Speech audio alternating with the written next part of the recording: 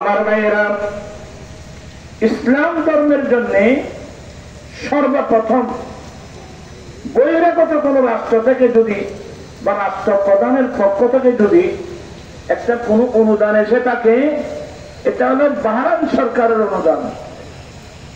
কার? আপনারা আমাকে একটু হেল্প করবেন, সাহায্য করবেন। বাহরাইন সরকারের পক্ষ থেকে সর্বপ্রথম ইসলামের জন্য আমার নবীর কাছে অনুদান পাঠিয়েছেন বাহরাইন সরকার। এজন্য বুখারী শরীফে জোয়াসায়ে বাহরাইন যে হাদিস আছে ওখানে পাবেন।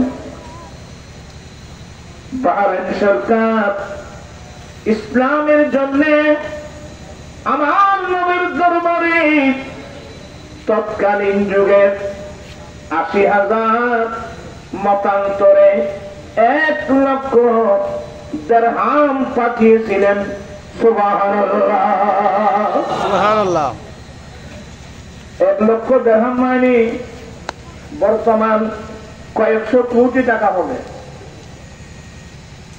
বাহরাইন সরকার ইসলামের জন্য, মুসলমানের জন্য আমার নবীর কাছে একটা অনুদান পাঠিয়েছেন। কত বললাম?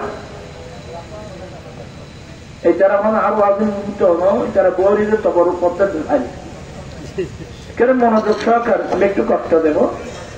৮০,০০০ মতান্তরে ১,০০,০০০ দিরহাম আমার নবীর দরবারে আসছেন। তো এগুলোর দায়িত্ব ছিল হযরতে বেলাল রাদিয়াল্লাহু তাআলা আনহু।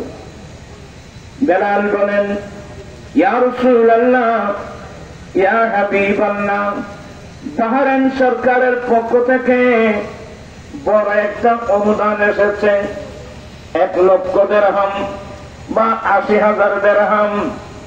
আমার দয়াল নবী বলেন, বিলাল, এগুলো মসজিদে নববী শরীফের এক পাশে রাখো। সুবহানাল্লাহ বলবেন না? আপনারা কি মনোযোগ সহকারে শুনতে হবে। এগুলো বেলাল মসজিদে নববী শরীফের এক পাশে রাখো। আসো, আগে আমরা ফজরের নামাজ পড়ে নি। ফজরের নামাজ শেষে আমার নবী কয়েকজন সাহাবাকে পাঠিয়ে দিলেন, হে সাহাবা, তুমি এই রাস্তা দিয়ে যাবে, তুমি এই রাস্তা দিয়ে যাবে, তুমি এই রাস্তা দিয়ে যাবে, পাবলিসিটি করে আসো। বাহরাইন থেকে মোটা অঙ্কের দিরহাম আসছে। কোন অভাবী, গরিব, মিসকিন, কাঙ্গাল মানুষ থাকলে মসজিদে নববী শরীফে আসতে। সুবহানাল্লাহ। তাই বলেন তো, পৃথিবীর ইতিহাসে এভাবে পাবলিসিটি করে গরিব, মিসকিন, কাঙ্গাল, অসহায় মানুষকে অনুদানের জন্য আসার আপনারা দেখছেন কিনা আমি জানি না। রাবি হাদিস বর্ণনা দিচ্ছেন, আমি যখন